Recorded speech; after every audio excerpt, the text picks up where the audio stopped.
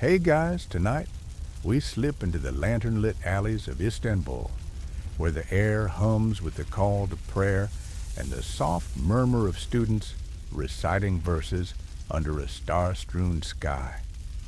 Picture yourself perched on a stone bench, the scent of rosewater and ink curling around you as Ottoman scholars weave astronomy into poetry, their words dancing like constellations. You're diving into a world where stars aren't just studied, they're sung, and one misspoken rhyme could unravel a lesson. Fair warning, you probably won't survive this maze of metaphors without a few cosmic goosebumps. So before you get comfortable, take a moment to like the video and subscribe, but only if you genuinely enjoy what I do here. Drop a comment with your city and local time. I'm curious where you're drifting off from tonight. Now dim the lights, maybe turn on a fan for that soft background hum, and let's ease into tonight's journey together. You're standing in the heart of the Ottoman Empire around the 16th century, where students in madrasas schools don't just memorize star charts, they chant them in flowing verses. These aren't dry lectures. They're poetic performances, blending astronomy with art to map the heavens. Why poetry? Because in a culture where words carry weight, rhyming couplets stick better than dusty tomes, imagine you're a student, your quills scratching parchment, trying to rhyme Orion with horizon, while your teacher glares. Each verse encodes star positions, planetary paths, or lunar phases, making the cosmos a song you can't forget. One slip, and you're not just wrong, you're out of tune with the universe. Historically, Ottoman astronomy was a cornerstone of intellectual life with scholars like Taqi al-Din, advancing knowledge through observatories and texts by the 1570s. Their work guided navigation, prayer times, and even sultans' decisions. But here's the quirky bit. Some students believed reciting verses under specific stars like Sirius boosted their memory as if the heavens were listening. Sounds wild, right? Like studying under a lucky lamp for extra brain power. Historians still argue whether this was superstition or a clever mnemonic trick. Did stars really help? Or was it just poetic hype? You pause in a bustling courtyard, the air thick with the tang of ink and roasted chestnuts. A student nearby chants a verse about Venus, his voice lilting like a lute. The words aren't just pretty, they're precise, describing the planet's arc in a way that sticks in your head. These poems were the empire's flashcards, turning complex orbits into catchy rhymes. Teachers or mudaris drilled students relentlessly, knowing a wrong verse could misguide a ship or mistime a prayer. You squint catching the rhythm, but it's tricky. Each line balances science and art like a tightrope over a starry abyss. You step closer, the student's breath visible in the cool night air. His poem weaves myth and math, likening Mars to a warrior's fire while pinning its path across the zodiac. It's not just learning, it's storytelling, making the cosmos personal. You smirk, thinking it's like memorizing formulas through a pop song, clever, but you better nail the chorus. Ever cram for a test with a weird trick? That's the Ottoman way, except their test is the sky itself.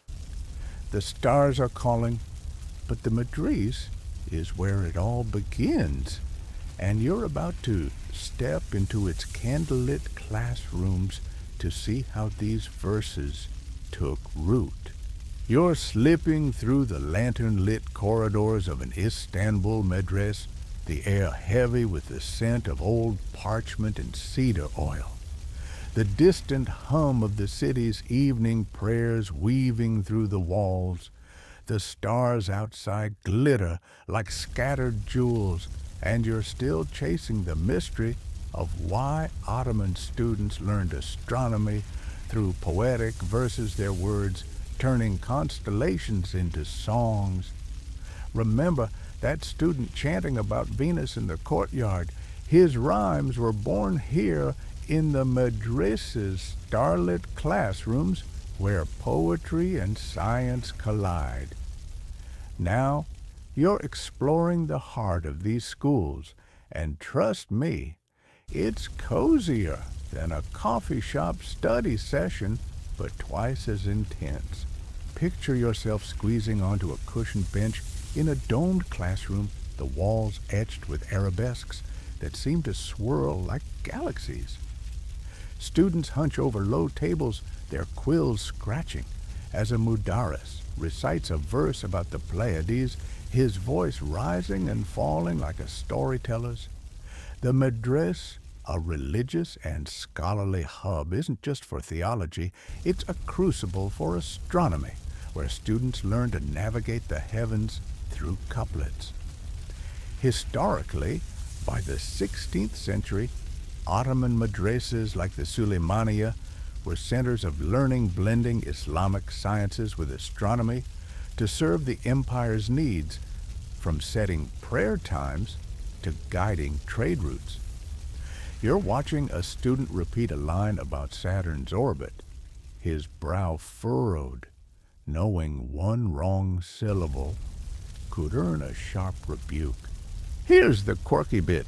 Some mudaris claim their verses were blessed by moonlight, insisting students recite them at night to absorb lunar wisdom. Imagine studying only when the moon's out. Sounds like a hipster study hack, right? Historians still argue whether this was ritual or pedagogy. Did moonlight really boost learning?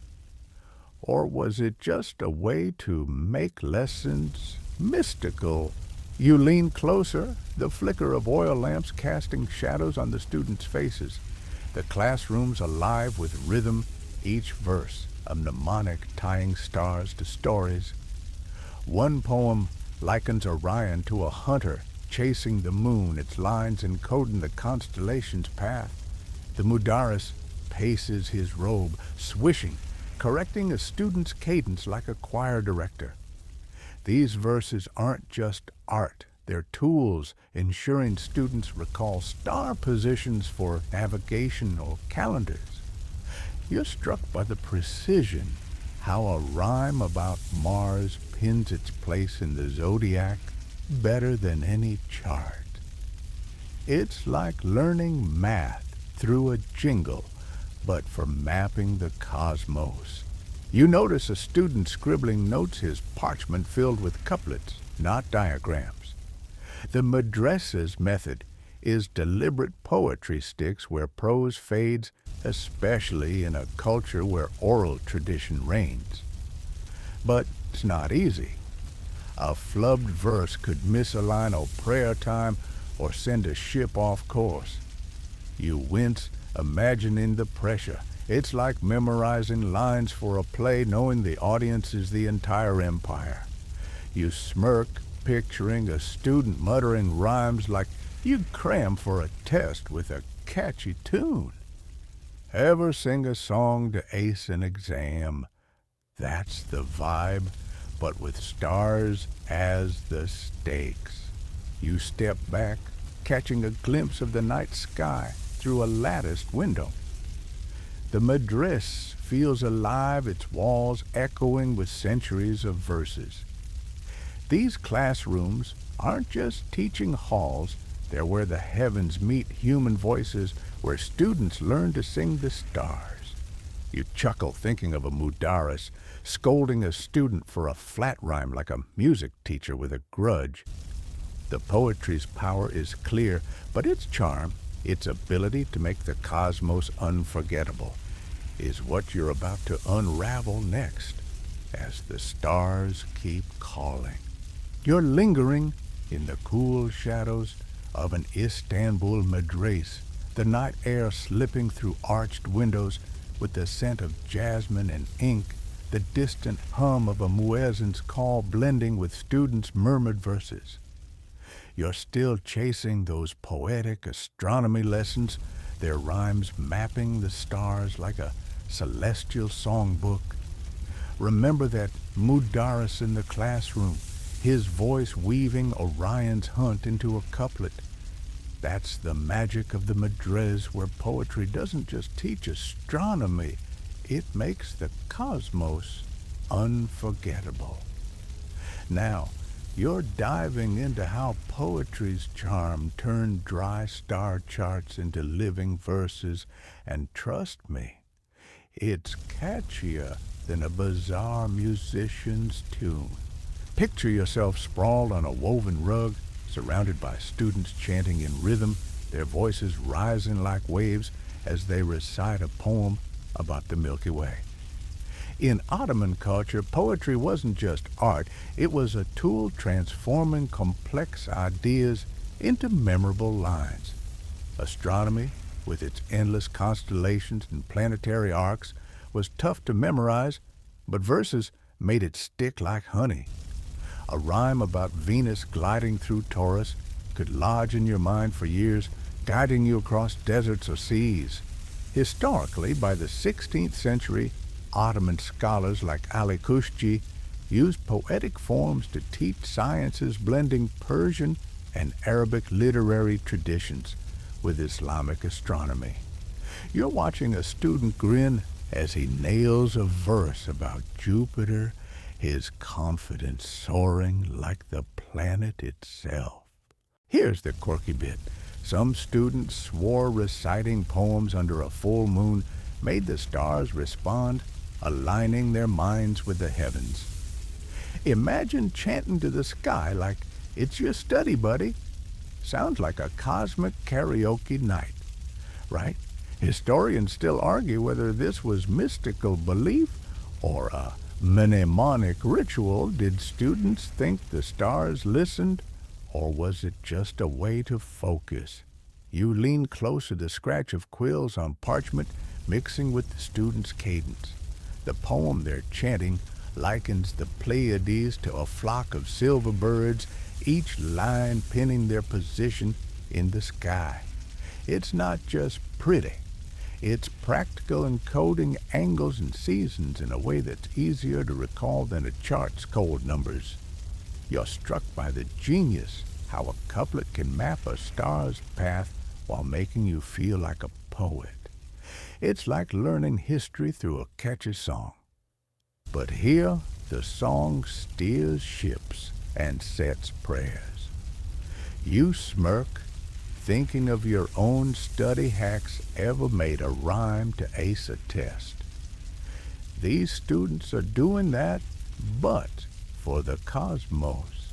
The mudaris claps his eyes sharp as he corrects a student's rhythm.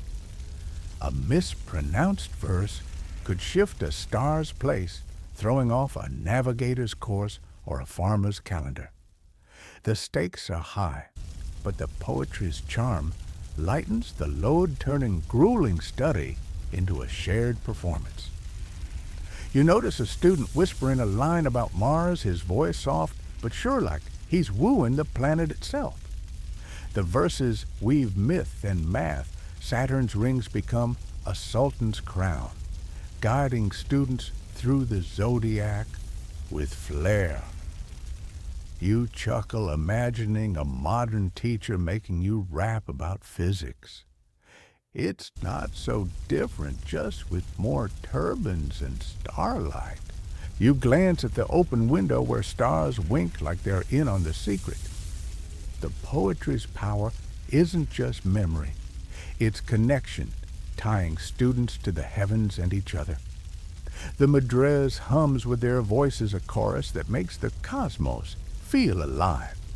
But this isn't a solo act. The students belong to scholarly brotherhoods, guilds of sorts, who guard these verses like treasures. You're itching to meet them, aren't you? Their starry rhymes are about to get even more intricate. as you step into the world of those who shaped this celestial poetry.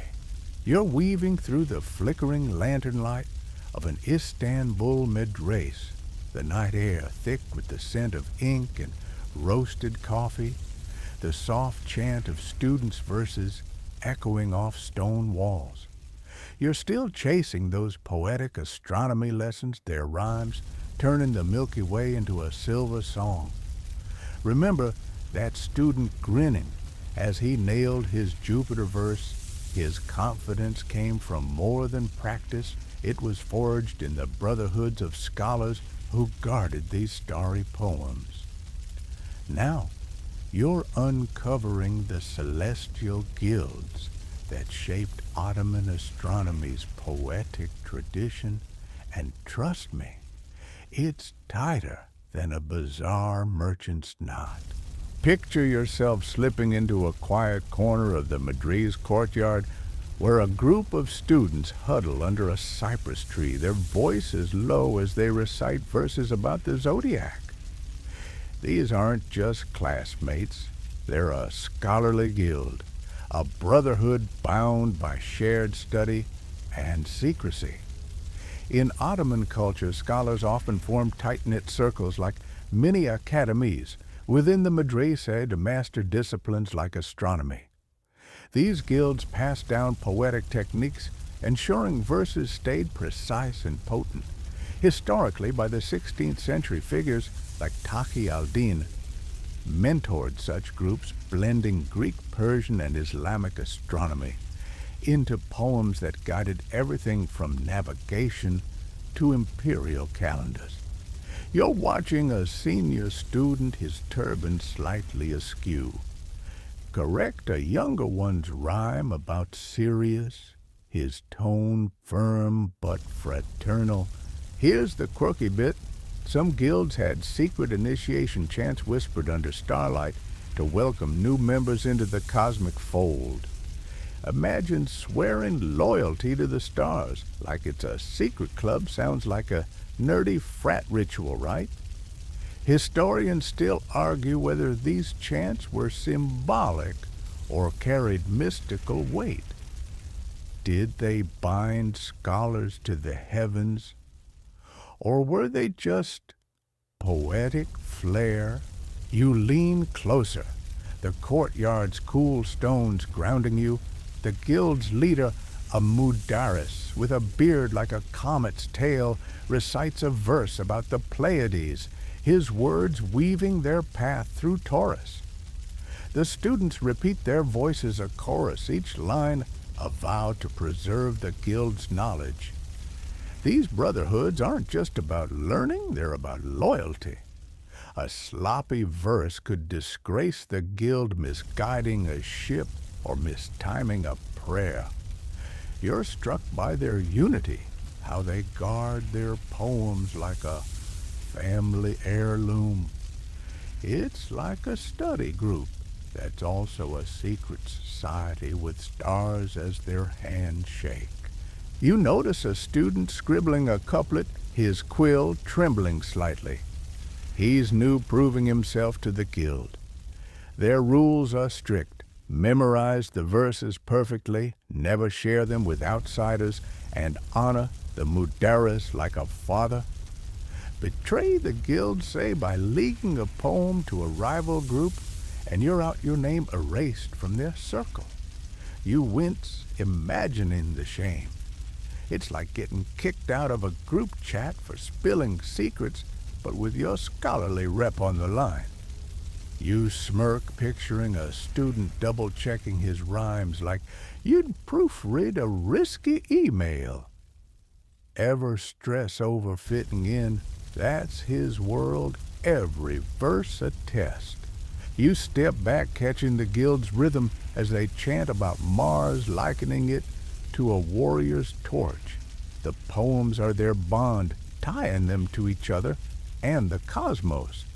But it's not all harmony. Rival guilds and other madrasas guard their own verses, and sharing a rhyme could spark a feud or worse, dilute the guild's mana. You chuckle, thinking it's like rival bands fighting over a riff, but with astrolabes instead of guitars. The brotherhoods are the madrasas' pulse, their verses a celestial code only they fully understand. As you drift toward the madrasa's gate, the city's muezzin calls clinking cups, feels like a distant lullaby. You're starting to grasp the scholars' world, their guilds not just teaching astronomy, but weaving a starry brotherhood. Those verses are their legacy, but their power caught the Sultan's eye, and you're about to see how imperial patronage shaped this poetic cosmos. You're gliding through the starlit streets of Istanbul, the cool night air laced with the scent of blooming orange blossoms and the faint clink of coffee cups from a nearby han. The madrasa's chants still echo in your ears, their poetic verses mapping the heavens like a celestial lullaby. Remember that scholarly guild under the cypress tree, their rhymes about Sirius, binding them like brothers. Their starry poems weren't just for students. They caught the Sultan's eye, and now you're diving into how imperial patronage shaped this poetic astronomy. And trust me, it's grander than a palace dome. Picture yourself slipping into the Topkapi Palace's outer courtyard, where torches cast flickering shadows on marble arches. A group of astronomers, their turbans gleaming, recite verses about the lunar eclipse to a vizier, their words as polished as the Sultan's sword. Ottoman sultans from Mehmed II to Suleiman the Magnificent didn't just rule, they stargazed, funding observatories and madrasas to harness the heavens for empire.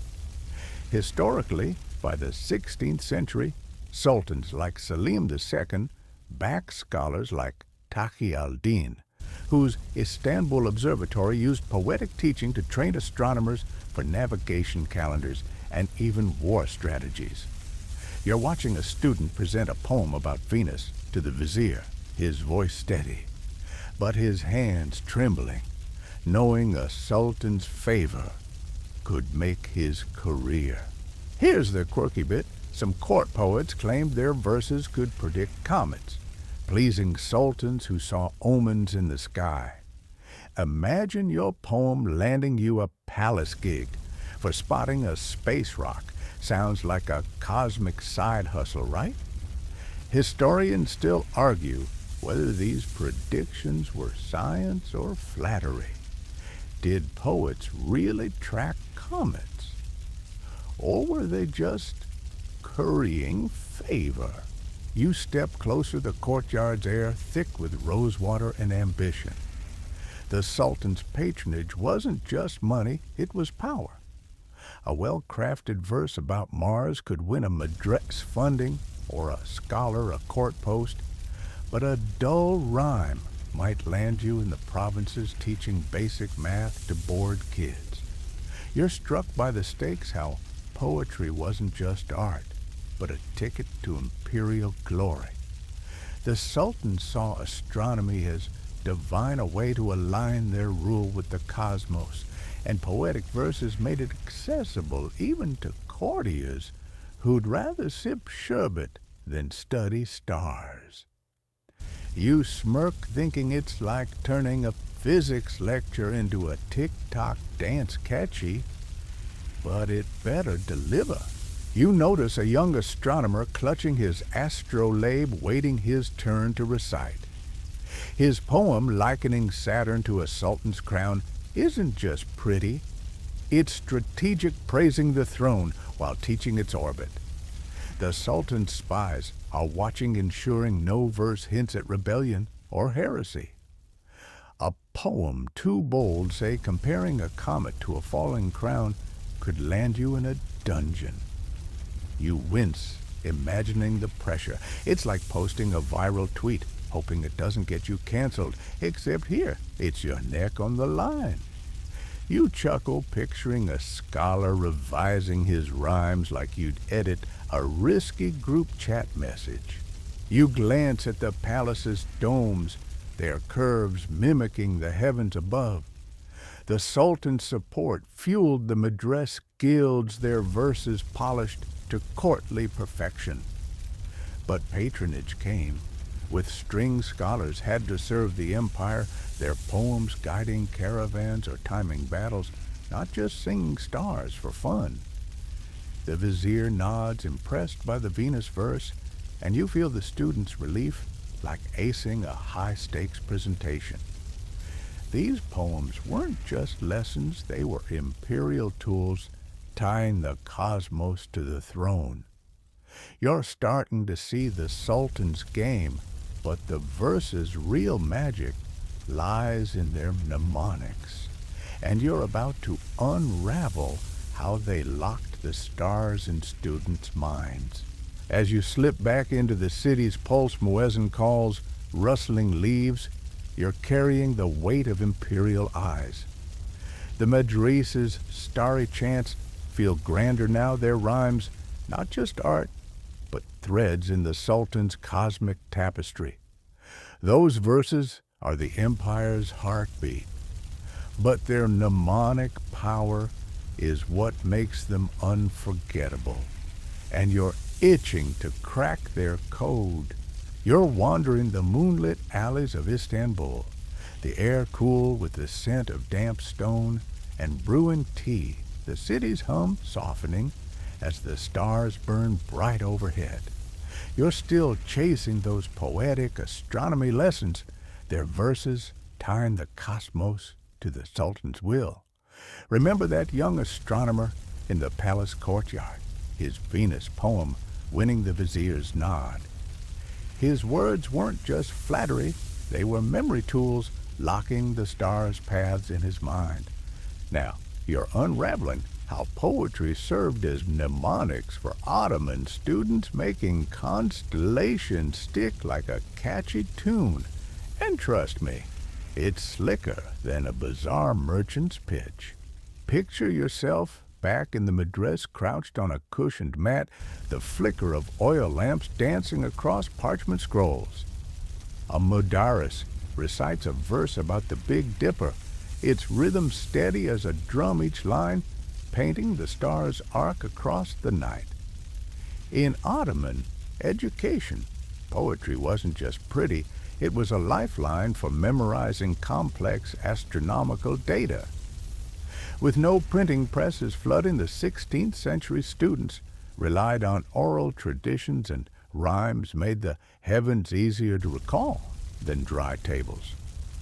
Historically, scholars like Ali Kushji crafted verses that encoded star positions, planetary orbits, and lunar phases, ensuring students could navigate or time prayers without a chart.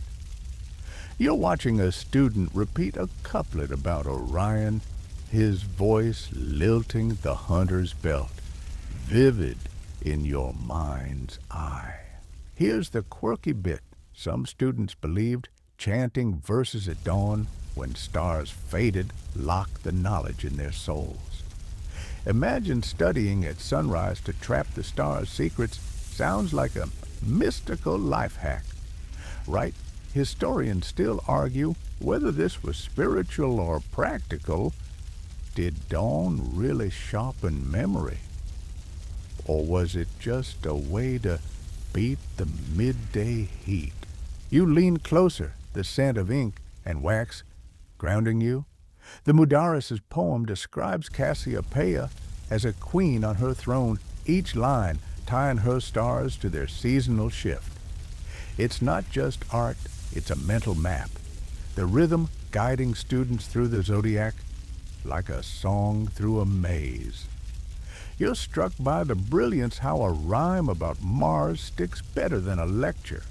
It's like memorizing a password with a jingle, but for steering ships across the Black Sea. You smirk, thinking of your own study tricks, ever hum a tune to recall a fact. These students are doing that, but their facts keep empires running. You notice a student falter mixing up a line about Venus's arc. The mudaris snaps his glare sharper than an astrolabe's edge. A wrong verse isn't just embarrassing, it could misguide a caravan or mistime a mosque's call. The mnemonics demand precision, each syllable a star's coordinate. You wince feeling the pressure. It's like flubbing a line in a play knowing the audience is a fleet of ships. The student recovers his next verse about Saturn. Flawless, its rings likened to a sultan's halo. The room hums with approval, and you're hooked, seeing how poetry turns abstract skies into vivid stories. You glance at a parchment, its lines packed with couplets, no diagrams in sight. The verses are the madrasa's secret weapon, making astronomy portable. Recite them anywhere, and the stars unfold. But it's not just science. It's culture blending Persian poetic forms with Islamic reverence for the heavens. You chuckle, picturing a student muttering rhymes like you'd sing a pop song stuck in your head. The mnemonics work because they're alive, tying students to the cosmos with every word.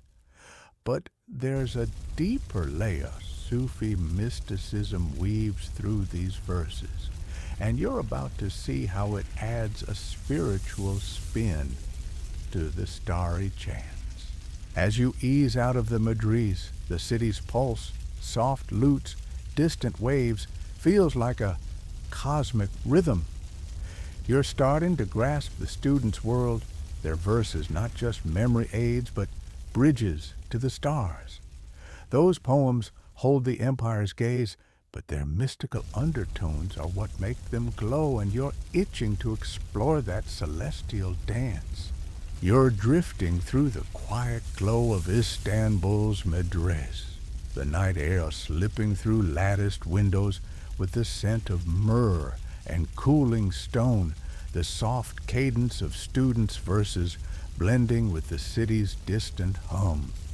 You're still chasing those poetic astronomy lessons, their rhymes locking constellations in memory like a celestial key. Remember that student nailing his Saturn verse, its rings, a sultan's halo. Those mnemonics were clever, but there's a deeper pulse to the poetry, Sufi mysticism weaving spiritual threads through the starry chants. Now, you're grasping how Sufism infused those astronomical poems with divine wonder. And trust me, it's more enchanting than a dervish's whirl. Picture yourself curled up on a madras rug, the flicker of a single lamp casting shadows that dance like cosmic veils. A mudaris recites a verse about the North Star, his voice soft yet resonant, likening it to a divine light guiding lost souls. In Ottoman culture, Sufism, a mystical Islamic tradition, saw the heavens as a mirror of God's beauty, and astronomy was a path to divine truth. Poetic verses didn't just teach star positions. They wove spiritual metaphors, turning planets into symbols of devotion. Historically, by the 16th century, Sufi scholars like Shaykhul Islam Ebu Suud Effendi influenced madrasa curricula, blending mysticism with sciences like astronomy. You're watching a student repeat a couplet about Venus, its arc, a lover's sigh toward the divine, his eyes bright with awe. Here's the quirky bit. Some Sufi teachers claimed reciting starry verses during zikr, meditative chanting, could spark visions of celestial angels. Imagine your study session turning into a cosmic light show. Sounds like a mystical all-nighter, right? Historians still argue whether these visions were spiritual experiences or poetic exaggeration. Did students see angels, or were teachers hyping the poem's power? You lean closer, the scent of lamp oil and parchment wrapping around you. The Mudarris's poem paints the Milky Way as a river of divine light, each line a step toward enlightenment. It's not just astronomy, it's a Sufi journey where stars reflect God's order, and poetry is prayer. You're struck by the depth how a rhyme about Jupiter's moons becomes a meditation on creation's harmony. It's like reading a love poem that's secretly a physics lesson. But here, it's the universe whispering faith. You smirk, thinking of your own moments of wonder, ever stare at the stars and feel small. These students chant that feeling into verse. You notice a student swaying slightly, his voice soft, as he recites a line about Mars, its fiery glow, a symbol of divine passion. The Sufi influence makes the poems more than mnemonics. They're spiritual tools guiding students toward humility and awe. But it's not all ethereal. A misstep in rhythm could disrupt the lesson's flow, breaking the meditative spell. You wince, imagining the Mudarris's frown sharper than a crescent moon.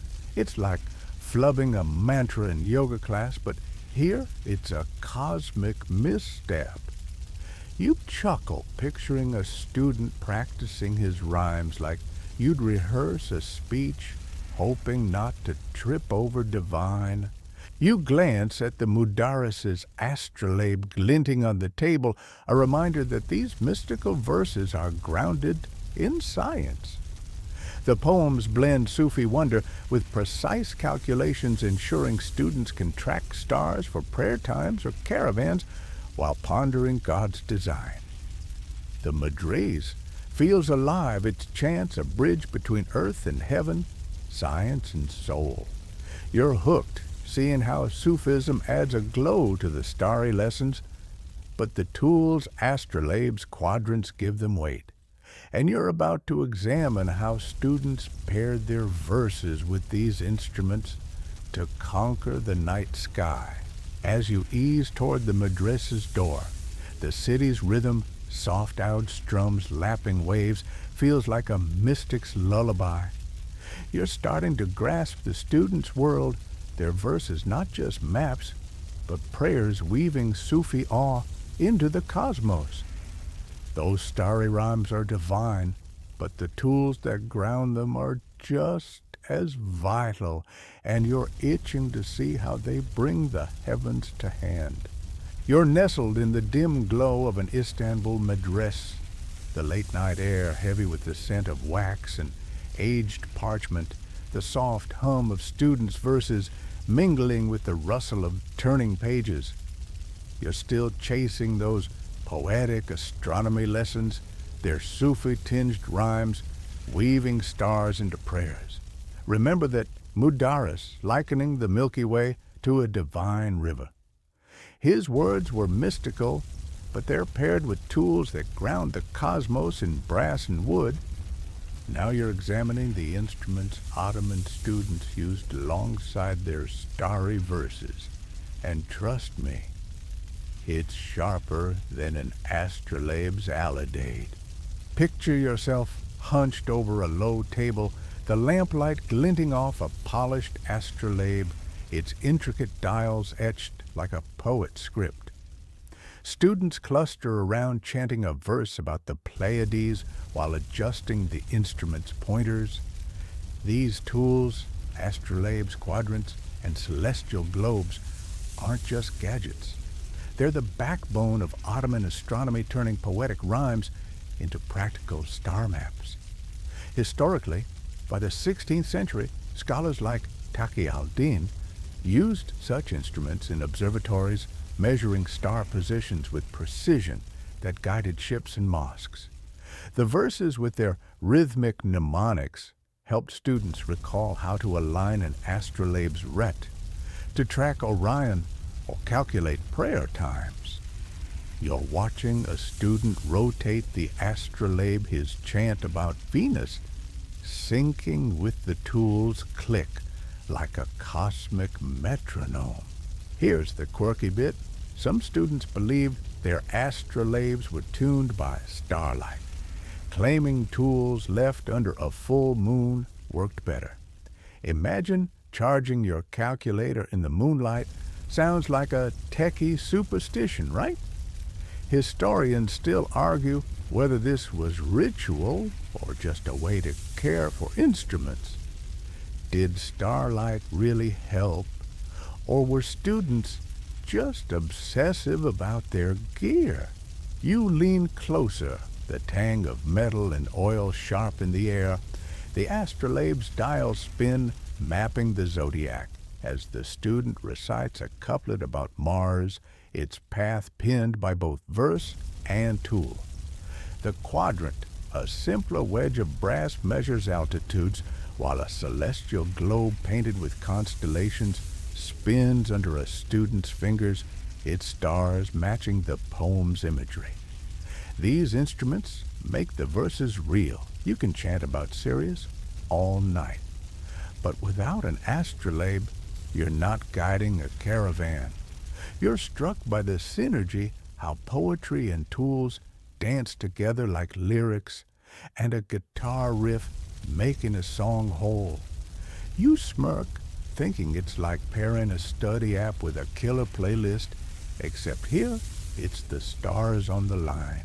You notice a student fumble with the quadrant, his verse about Saturn's rings slightly off.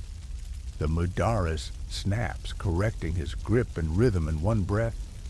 A misaligned tool or a flubbed line could throw off a calculation, sending a ship astray or mistiming a festival.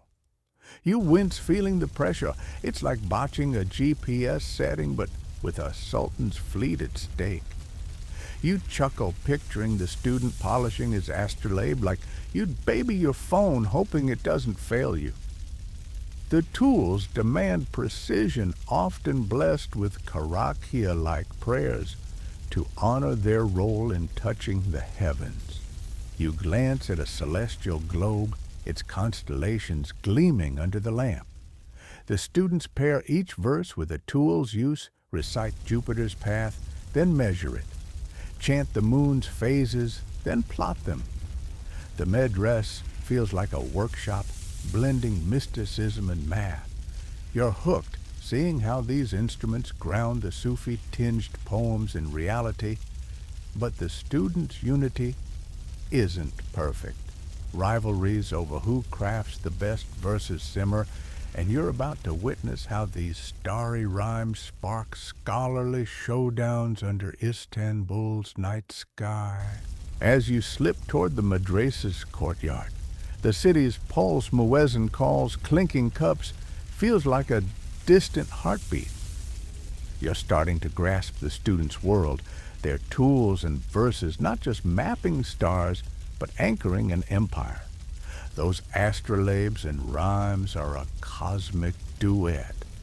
But competition brews, and you're itching to see how it flares among the scholars.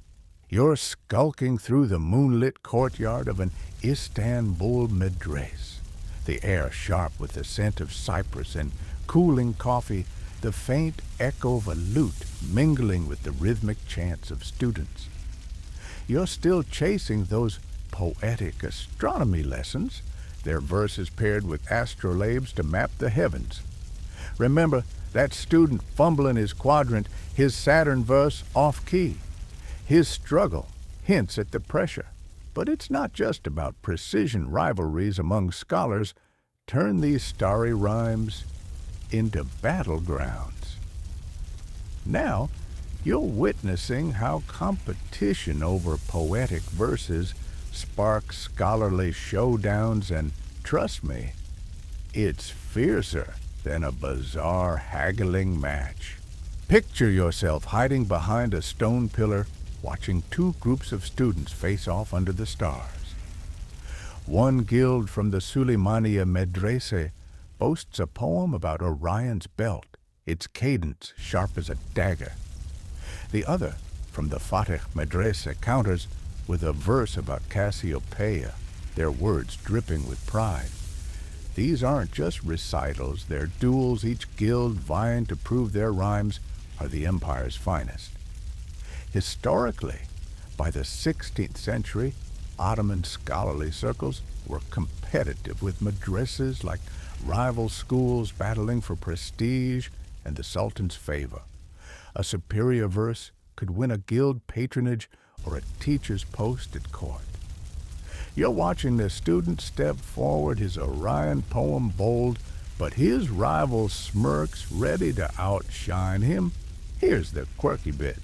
Some guilds claimed their verses carried star-blessed power, outdoing rivals by invoking celestial favor. Imagine your poem dunking on another's, like it's a cosmic rap battle. Sounds like academic swagger, right? Historians still argue whether these claims were bravado or belief. Did guilds think stars favored their rhymes, or were they just flexing for clout? You edge closer, the courtyard's tension thick as the night air. The Fatih student's Cassiopeia verse likens her to a queen, weaving fate its rhythm tight, stealing the crowd's breath. The Suleymaniya Guild bristles one of their own was caught mimicking a rival's line last week, sparking whispers of plagiarism. In this world, stealing a verse isn't just cheating. It's a betrayal, diluting a guild's mana and risking their reputation. You wince, imagining the fallout. It's like copying a friend's homework, only to get called out in front of the Sultan's vizier. You smirk, picturing the accused student sweating like you dodge a group chat roast. The rivalry is not just pride, it's survival. A guild with weaker verses might lose students to a rival madras, or worse, miss out on imperial funding. The Mudara steps in his voice, cutting through like a comet's tail, judging the verses for accuracy and flair. A sloppy rhyme could misplace a star, throwing off a caravan's route or a mosque's calendar. You're struck by the stakes, how a poem's rhythm carries an empire's weight. The guilds guard their verses fiercely, teaching them only to loyal members, sometimes with coded phrases to thwart spies. You chuckle, thinking it's like guarding a secret playlist, but with astrolabes and imperial eyes watching. You notice a young student, his turban slightly crooked, muttering his verse to himself, nervous about the next round. He's new, caught in the crossfire of guild pride. Last month, a rival guild spread rumors that Suleymaniya's poems were stale, nearly costing them a court commission. The young student's verse about Venus must shine or his guild's honor dims. You're hooked, seeing how these showdowns aren't just academic, they're personal. Each rhyme a badge of loyalty. Ever compete to prove your crew's the best? That's the vibe, but with stars and sultans in the mix. As you slip back into the madrasa's shadows, the city's pulse, soft-oud strums, distant waves feels charged with rivalry. You're starting to grasp the scholar's world, their verses not just lessons, but weapons in a poetic war. Those starry rhymes carry guild pride, but the mosque's influence looms, shaping their cosmic chants. And you're about to see how its sacred walls wove faith into the stars. You're weaving through the pre-dawn hush of Istanbul, the air cool with the scent of dew and blooming roses, the soft glow of minarets piercing the fading starlight. The madrasa's competitive chants still ring in your ears, their poetic astronomy, verses sparking rivalries, as fierce as any bizarre feud. Remember that young student, his Venus poem a bid for his guild's honor. Those starry rhymes were battle cries, but they were also shaped by a deeper force, the mosque's sacred influence. Now you're revealing how mosques guided the creation of these celestial verses, and trust me, it's holier than a call to prayer at sunrise. Picture yourself slipping into the vast courtyard of the Suleymaniye Mosque, its marble tiles cool under your feet as the first light paints the dome gold. Students gather near a fountain, their voices low as they recite a poem about the lunar crescent, its arc mirroring the mosque's minaret. In the Ottoman Empire, mosques weren't just places of worship, they were hubs of learning where astronomy met faith. The stars set prayer times, and Ramadan starts so poetic, verses about the heavens carried sacred weight. Historically, by the 16th century, mosque-affiliated scholars like those at Suleymaniye taught astronomy to ensure accurate religious calendars, blending science with devotion in verses that praised Allah's cosmic order. You're watching a student chant a couplet about the Pleiades, his words weaving their path with reverence for the divine. Here's the quirky bit. Some mosque teachers claimed reciting starry verses during the pre-dawn prayer Tahajjud pleased celestial spirits who guarded the heavens. Imagine your homework earning angel points. Sounds like a divine extra credit, right? Historians still argue whether this was spiritual motivation or a teaching tactic. Did spirits really approve, or were teachers spicing up lessons? You step closer, the fountain's murmur blending with the student's cadence. The poem likens the North Star to a beacon of faith, guiding believers as it guides sailors. It's not just astronomy, it's theology, rooted in the mosque's belief that stars reflect God's design. You're struck by the harmony, how verses serve both mosque and madras, tying prayer times to planetary arcs.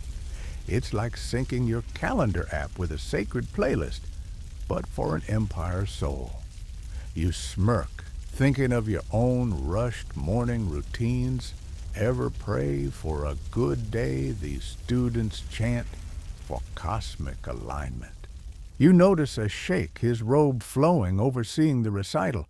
His presence ensures the verses stay pure, no heretical metaphors like comparing stars to God slip through.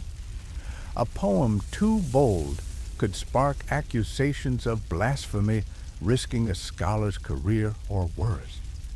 You wince, imagining the scrutiny. It's like posting a risky joke online, hoping it doesn't offend the wrong crowd, except here it's the ulema watching. The mosque's influence is a double-edged sword. It elevates the verse's prestige, but it binds them to faith's rules.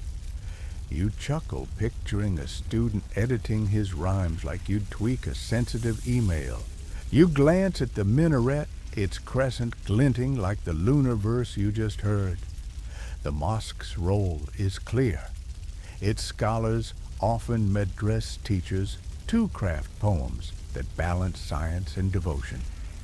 They teach students to track the moon for aid. While praising its creator, their verses a bridge between earth and heaven. You're hooked, seeing how the mosque's sacred walls shape the starry chants, making them prayers as much as lessons. But mistakes happen, and a flubbed verse can carry consequences heavier than a mudarris's glare. And you're about to face what happens when the stars or the sheikh aren't pleased. As you drift toward the mosque's gate, the city's pulse early vendors' calls, lapping Bosphorus waves, feels like a sacred rhythm. You're starting to grasp the students' world, their verses not just mnemonics, but hymns woven with the mosque's faith. Those starry rhymes carry divine weight, but arrows cut deep, and you're itching to see the fallout when a poet stumbles under Istanbul's holy sky. You're lingering in the pre-dawn stillness of Istanbul's Suleymaniye Mosque. The air crisp with the scent of wet marble and faint incense, the soft echo of a muezzin's call, fading into the city's waking hum. You're still chasing those poetic astronomy lessons, their verses weaving faith and stars into a sacred dance. Remember that Sheikh overseeing the lunar crescent poem, his eyes sharp for heresy. His presence was a reminder that these starry rhymes carry weight, and mistakes aren't just errors, they're betrayals.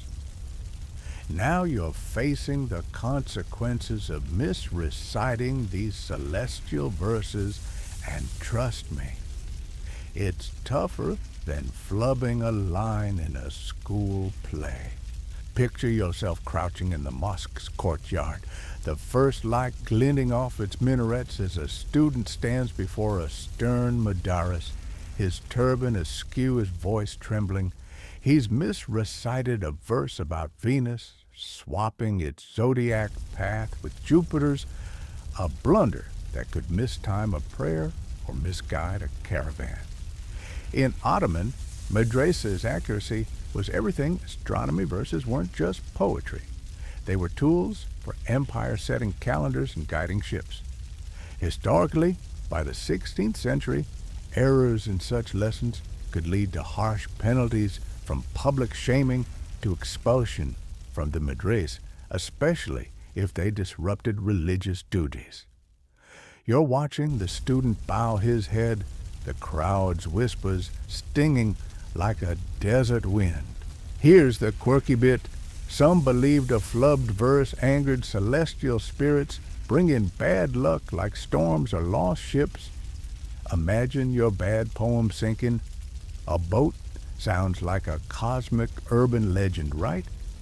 Historians still argue whether these tales were superstition or discipline tactics. Did students fear spiritual wrath, or were teachers just keeping them sharp? You step closer, the courtyard's chill seeping into your bones. The mudarris's voice is sharp, recounting how the student's error threw off a mosque's Ramadan timing, embarrassing the guild. Punishment depends on the mistake scale. Minor slips might mean extra recitals under the mudarris's glare, but a major blunder, like misguiding a fleet, could cost a student his place at the madras. This one's lucky. He's assigned to rewrite his Venus verse 100 times, each line chanted at dawn. You wince, imagining the grind. It's like rewriting a failed essay, but with the stars and the sheikh judging you. You smirk, picturing him muttering rhymes like you'd cram for a make-or-break exam. You notice the guild's reaction. Fellow students avoid his gaze, their loyalty to the verse is stronger than their pity. A misrecital doesn't just shame the student, it risks the guild's reputation. If word spreads that their poems are faulty, they could lose the sultan's patronage or a mosque's trust. You're struck by the ripple effect, how one wrong syllable can unravel a brotherhood's honor. The mosque's influence looms large. Its scholars demand precision, ensuring verses align with both stars and faith. A poem hinting at heresy, like likening a star to a deity, could bring exile or worse. You chuckle, thinking it's like posting a bad take online, only to face a mob of holy trolls. You recall that young student from the guild rivalry sweating over his Venus verse to outshine rivals. This is why errors aren't just personal. They're communal, threatening the madrasa's role in the empire's cosmic order. The punished student shuffles off his parchment, heavy with corrections, a reminder that every rhyme carries the weight of ships' prayers and sultans. You're hooked, seeing how these consequences keep the verses tight. But the poem's reach stretches beyond Istanbul, and you're about to track how their starry chants traveled through trade and conquest. As you slip away from the courtyard, the city's pulse vendor's early calls lapping Bosphorus waves feels heavy with judgment. You're starting to grasp the student's burden, their verses not just lessons, but fragile pacts with faith and empire. Those starry rhymes hold power, but mistakes cut deep, and their echoes carry far beyond the mosque's walls, ready to spread across distant lands. You're drifting through the bustling dawn markets of Istanbul, the air alive with the scent of fresh simit and brewing coffee, the clatter of carts mingling with the soft hum of morning prayers. You're still chasing those poetic astronomy lessons, their verses binding stars to faith under the mosque's watchful gaze. Remember that shamed student rewriting his Venus verse to appease the mudaris. His punishment showed the weight of a misspoken rhyme, but these poems weren't confined to madrasas, they traveled far. Now, you're tracking how these starry verses spread beyond Ottoman lands through trade and conquest, and trust me, it's wilder than a caravan crossing the Silk Road. Picture yourself at the Grand Bazaar's edge where merchants from Damascus, Cairo, and Samarkand haggle over spices and silks, their voices a lively chorus. Amid the chaos, a Madras scholar barters a scroll of astronomical poems for a Persian astrolabe, his verses about Orion catching a trader's ear. In the Ottoman Empire, poetry wasn't just academic, it was a cultural currency carried by scholars, sailors, and diplomats. Historically, by the 16th century, Ottoman astronomical knowledge, including poetic teaching methods, spread through trade routes and conquests, reaching Mamluk Egypt, Safavid Persia, and even Mughal India. These verses, blending science and Sufi mysticism, were prized for their elegance and utility, guiding caravans and mosques alike. You're watching a Syrian merchant memorize a couplet about the North Star, eager to share it back home. Here's the quirky bit. Some traders claimed reciting Ottoman verses under foreign skies made stars brighter, easing navigation. Imagine your poem juicing up the cosmos sounds like a traveler's tall tale, right? Historians still argue whether this was belief or marketing. Did traders think verses had power, or were they hyping their goods? You step closer, the bazaar's tang of saffron and leather sharp in the air. The scholar's cautious, he shares the poem, but not its full context, guarding guild secrets like a recipe's key spice. Ottoman verses were coveted, their mnemonics making astronomy portable, but madrasas forbade spilling their craft's core like the exact math behind a Mars rhyme. A leak technique could let rivals like Persian scholars mimic their style, diluting Ottoman prestige. You're struck by the balance, how trade spread the verses' fame while keeping their heart locked. It's like sharing a viral video, but hiding the editing tricks, glory, not blueprints. You notice a Venetian trader, his eyes gleaming as he scribbles a translated lunar verse, hoping to sell it to European navigators. He's out of luck. The poem's Sufi metaphors confuse him, and without an astrolabe, it's just pretty words. Guilds used layered rhymes, blending myth and math to thwart outsiders. You smirk, imagining the trader puzzling over a Pleiades couplet like it's a cryptic app glitch. But the verse's spread wasn't always controlled. Conquests, like the 1517 fall of Cairo, brought Ottoman scholars to new lands their poems taught in captured madrasas mixing with local traditions. You wince, recalling the punished student's shame. Imagine his fear if his error spread to Damascus, tarnishing his guild's name abroad. You wander past a caravan loading silks, its leader, chanting a starry verse to time his journey. The poem's reach is vast. Ottoman ships carried them to North Africa, traders to Central Asia, even pilgrims to Mecca, where verses synced prayers under shared skies. You chuckle picturing a scholar dodging questions about his rhymes like you guard a secret playlist. Ever share just enough to impress? That's the Ottoman game played across empires. The verses travel, wove a cosmic network, but their legacy shines brighter in Istanbul's art.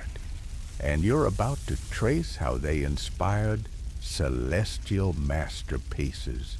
As you slip back into the city's rhythm, vendors' shouts, Bosphorus waves, you feel the verses' journey, their starry chants not just lessons, but threads in a global tapestry.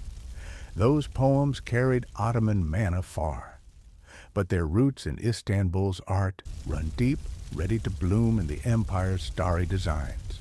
You're strolling through the golden haze of Istanbul's imperial quarter, the midday sun glinting off tiled domes as the air hums with the scent of blooming jasmine and freshly baked burek.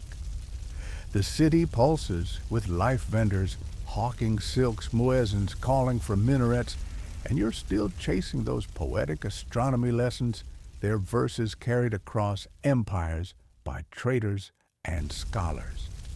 Remember that Syrian merchant memorizing a North Star couplet in the bazaar. His enthusiasm showed the poem's reach, but their true legacy glows closer to home in Ottoman art. Now you're tracing how these starry verses inspired celestial masterpieces. And trust me, it's more dazzling than a sultan's jewel box. Picture yourself stepping into the Blue Mosque's vast interior, its walls shimmering with Iznik tiles painted with swirling stars and crescent moons. The air's thick with incense, and you notice a calligraphic panel, its swirling script echoing a poem about the Pleiades you heard in the madrasa. These verses didn't just teach astronomy, they shaped Ottoman aesthetics, their cosmic imagery woven into art across the empire.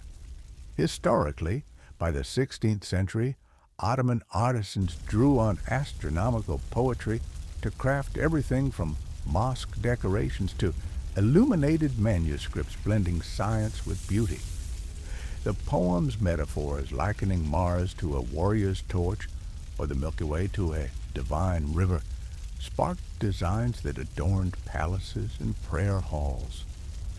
You're running your fingers along a tile, its star pattern, a silent ode to a Madri's chant. Here's the quirky bit. Some artisans claimed starry verses appeared in dreams sent by celestial muses to guide their brushes. Imagine your art project getting a cosmic DM. Sounds like a creative fever dream, right? Historians still argue whether these dreams were divine or poetic. Inspiration, did muses whisper designs, or were artisans riffing on the verse's charm? You step closer, the mosque's hush wrapping around you. A manuscript nearby, its pages gilded, shows a zodiac wheel with verses scrawled in the margins, their rhymes about Venus mirrored in the painted planet's glow. You're struck by the connection, how the madrasa's chants bled into art, turning constellations into visual poetry. It's like a song inspiring a music video, but here it's the cosmos in ink and glaze. You smirk, thinking of your favorite album cover cool, but it's not guiding prayers. The verse's influence ripples through ceramics, where star motifs grace coffee cups, and in palace frescoes, where Orion hunts across ceilings, each design rooted in a student's rhyme. You wander to a courtyard where a fountain's tiles mimic the lunar phases from a poem you heard. The artists, often trained in madras circles, knew the verse's power, using them to infuse art with mana. But it's bittersweet. The scholars' names are lost, their poems credited to guilds or sultans. You recall that student sweating over his Venus verse, his guild's honor at stake. His rhymes live on in these tiles, but he's a ghost in the glaze. You chuckle, picturing him nodding at a starry fresco, anonymous but proud. Ever create something epic and get no credit? That's the scholar's vibe, their legacy in art, but not in lore. You pause by a palace gate, its ironwork swirling like a comet's tail from a madrasa poem. The verse's impact is everywhere in manuscript borders, mosque domes, even jewelry etched with zodiac signs. They're a cultural thread, tying Ottoman faith, science, and beauty. You're hooked, seeing how the poem shaped a starry aesthetic. But the students who chanted them, they lived dual lives, balancing study with the empire's demands. And you're about to explore how they juggled their cosmic dreams under Istanbul's watchful skies. As you drift back to the city's heart, the bustle, clinking cups, children's laughter, Bosphorus waves, feels like a living canvas.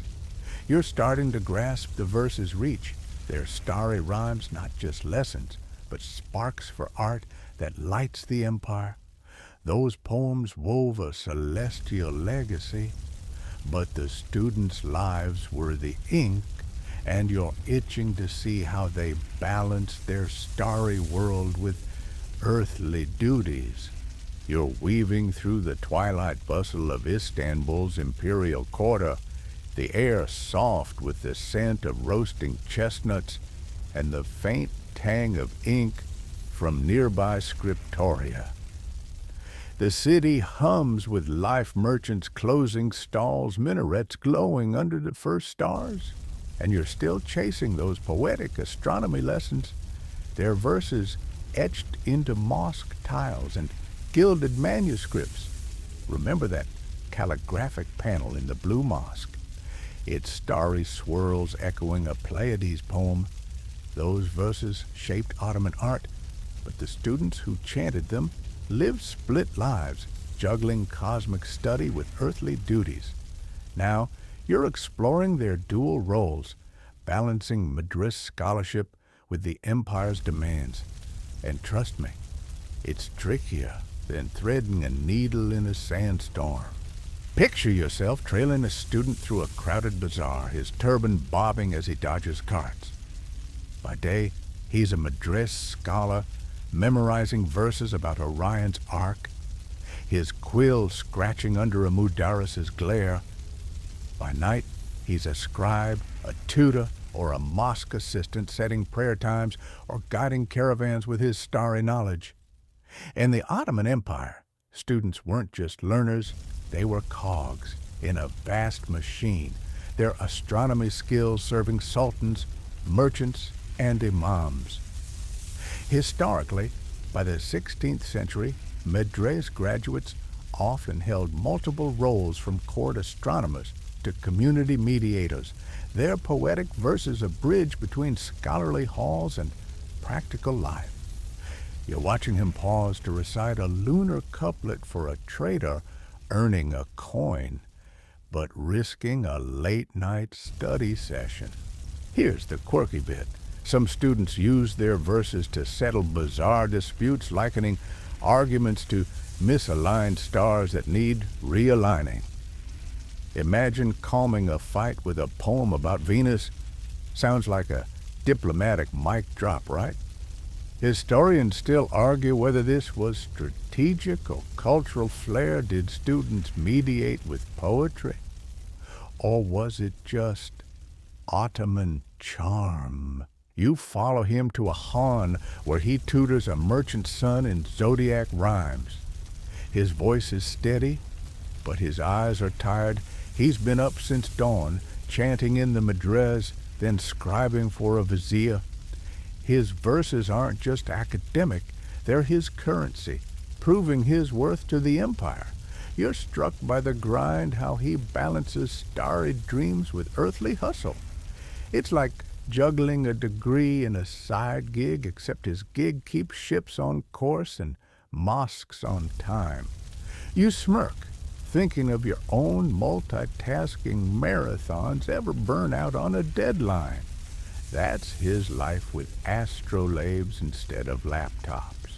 You notice him slip into a mosque checking the moon's phase for tomorrow's prayer. His poem about the crescent learned in the madrasa guides his calculation, but one wrong line could throw off the imam's schedule. The pressure's relentless, else feudal lords, the empire's eyes are everywhere. You wince, imagining the stress. It's like debugging code for a live app, but with holy consequences. You chuckle, picturing him triple-checking his verse like you'd proofread a crucial email. His dual-life scholar, by day servant by night, demands precision. His verses a lifeline in both worlds. You glance at his worn sandals, a sign of his humble status. He's no courtier, but his rhymes touch the empire's pulse, from guiding caravans to decorating palaces. The madras trains him for the stars, but the mosque and bazaar demand his skills, pulling him between books and duty. You're hooked, seeing how his verses weave him into Istanbul's fabric, a thread between heaven and earth. You recall that punished student rewriting his Venus verse for a flub our student here lives, that fear daily balancing guild pride with practical tasks.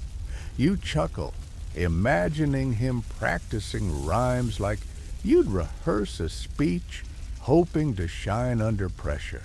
As you slip into the darkening streets, the city's rhythm lutes, waves evening calls. Feels like a living poem. You're starting to grasp the student's world, their dual lives, stitching starry verses to the empire's needs.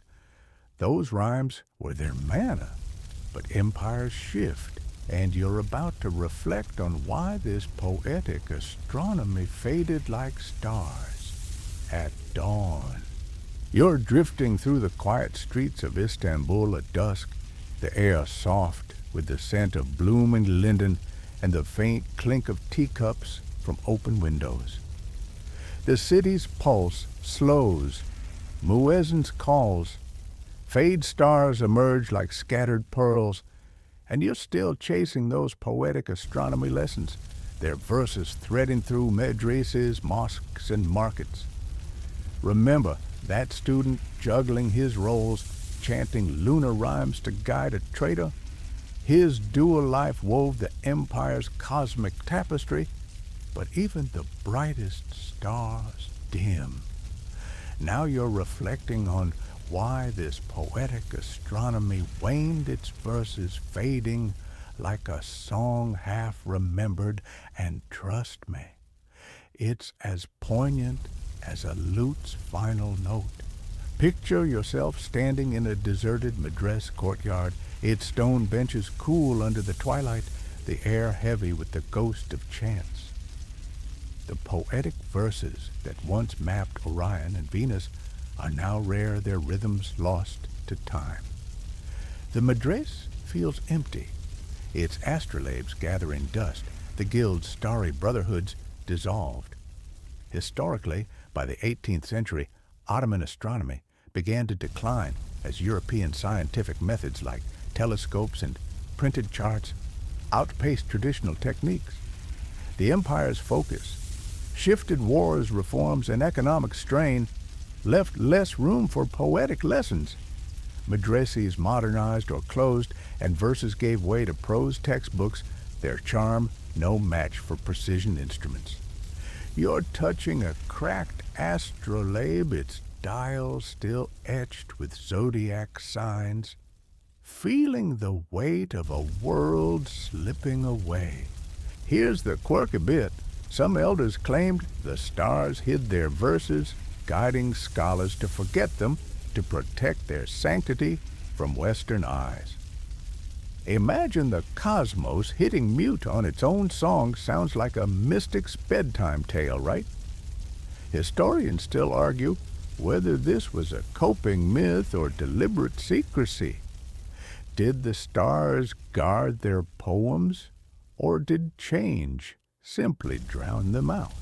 You step into the courtyard center, the sky above a canvas of fading light. The verse's decline wasn't just tech, it was culture. The oral tradition that made poetry potent was fragile. As mudaris died or moved to new fields, their rhymes weren't fully passed on. Printing presses, rare in Ottoman lands until later, couldn't capture the verse's cadence, and guilds guarded them too fiercely to share widely. You wince, imagining a student's frustration, half recalling a Pleiades couplet. It's like losing a family story mid-telling, except it's the cosmos fading. You recall that punished student rewriting his Venus verse. His fear of error preserved the poem's purity, but doomed them when the world moved on. You glance at a nearby mosque, its tiles still gleaming with starry designs from madras chants. The verses live on in art manuscripts, frescoes, ceramics, but their teaching role dimmed. The empire's needs shifted. Navigation leaned on European charts, prayer times on clocks, not poems. The Sufi mysticism that gave the verse's soul clashed with modernizing reforms, and the Sultan's patronage dried up as observatories closed. You smirk, thinking it's like a favorite band breaking up when trends change, heartbreaking, but life rolls on. You chuckle softly, picturing a scholar's ghost sighing at a textbook, its prose dull next to his Mars rhyme. The city feels quieter now, its starry legacy woven into its bones, but muted. The verse's story of guilds, mosques, and celestial dreams endures in fragments in a tile's swirl or a manuscript's margin. You're starting to feel their loss, a melody cut short, but also their beauty, how they lit the empire's skies for centuries. Those students with their astrolabes and dual lives sang the stars into being, and their echo lingers faint but eternal. The city's glow softens its domes and spires, blurring into the night like a dream stitched with starlight. You're standing on a hill, Istanbul's lanterns twinkling below the Bosphorus, a silver thread under the moon.